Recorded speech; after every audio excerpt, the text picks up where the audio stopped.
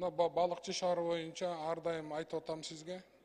Балыкчы шаарында 3-4 кабаттуу көп үйлөр бар. Ошонун чатырларынан жамгыр жаап, айлалары кетип атат. Местный бюджет күчү жетпейт. Өкмөткө бир кайрылдым элем, эптеп бир кандайдыр бир жол таап, булардын чатыларын оңдоп беришибиз керек. Балыкчыда билесиз да, эч нерсе жок, жумуш жок, бир эле базар бар.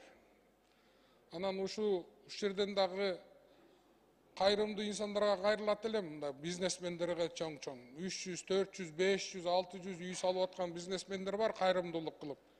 Ушу балыкчы шаарындагы жанакы этаж үйлөрдүн чатырчасын оңдоп берсеңер өтө чоң кайрымдуулук кылат элеңер. Алмазбек Акунжанович. Мына балыкчы шаарындагы 1-2 автобус, газовый автобус берсе жетет эле 2 автобус. Ушуну да өкмөт башчысына бир кайрылып, мэриядан жаңы келген автобустардан 1-2 автобусту балыкчы шаарына берип койсоңуздар, абдан жакшы болот эле да. 1-2 автобус жетет. Ушул балыкчы шаары аябай чоң көйгөйдө. Мен ар дайым айтып атам, бир чечимге келе албай атабыз, жолун таба албай атабыз. Жакында элге барабыз, эл эмне дейт, аны бир Кудайдын өзү билет. Экинчиден, өкмөт боюнча мыйзамда жазылган да, өкмөт инспекцияларды куралат, түзө алат деп. Ошо банакы өзү мында көп министерстволордо өзү көзөмөлдөп, өзү лицензия берүү иштери дагы эле жүрүп атат да, бул мыйзам бузуу болуп эсептелет да. Бир кызыкчылыктар бир эле министерствого чогулуп атат да. Ошон үчүн мына ветеринария, фитосанитария, тамак аш инспекциясын өзүнчө бир бөлсөк, мурункудай технический инспекцияны бир бөлсөк жакшы болот эле да. Бул өкмөттүн мыйзамында да жазылуу.